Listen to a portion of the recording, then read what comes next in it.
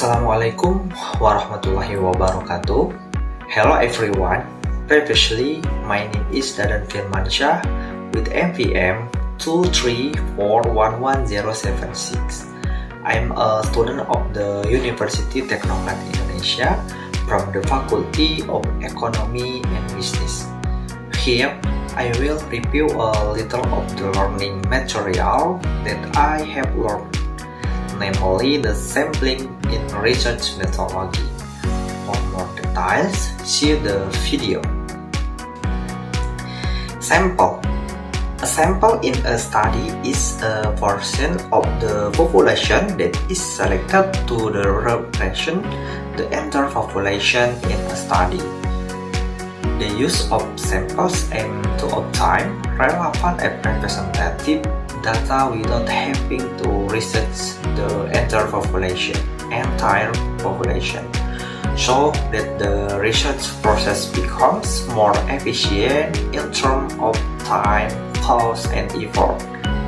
Samples selected with the right method can provide an accurate picture of the characteristics of the population as a whole.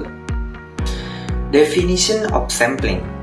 Sampling is the process of selecting a number of elements from a population to represent the entire population.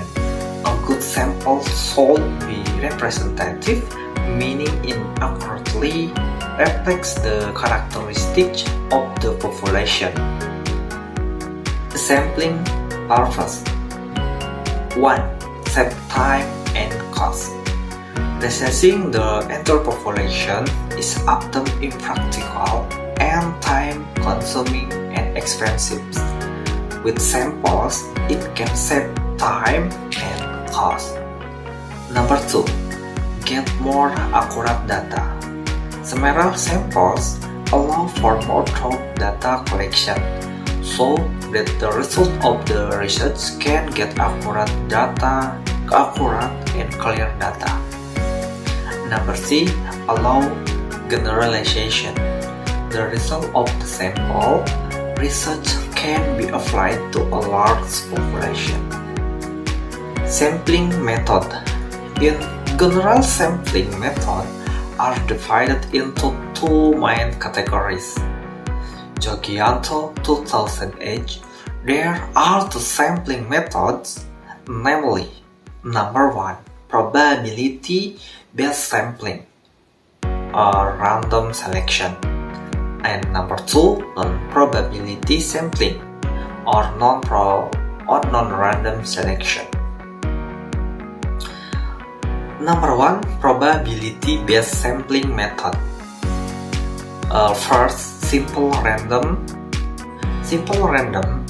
sampling is done by taking in directly from the population at random.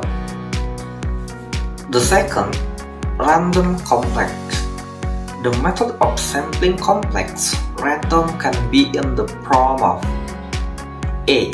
Systematic random sampling, carried out by dividing the population by parts and taking a sample of each parts, starting from the first parts randomly.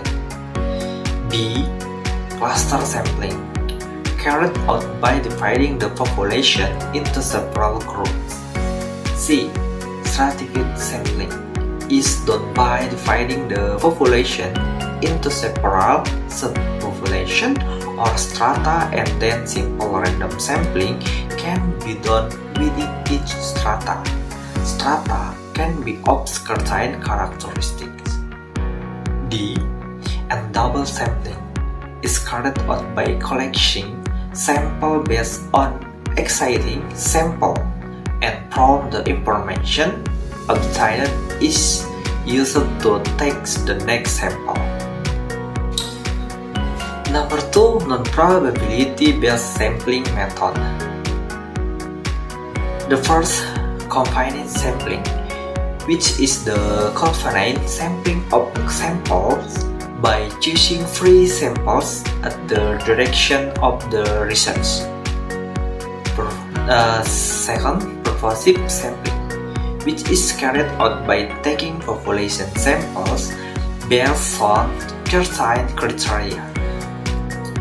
Third, judgment sampling, which is carried out by means of purposive sampling with criteria in the from a certain consideration. Fourth, quota sampling, which is purposive sampling that takes the percentage of samples according to the percentage of the population.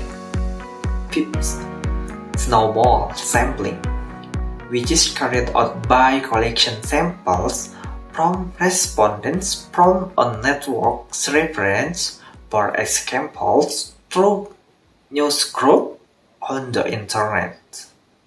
Okay everyone, that is the material that I can convey. Sorry if there is an error. Thank you for your time and wassalamualaikum warahmatullahi wabarakatuh.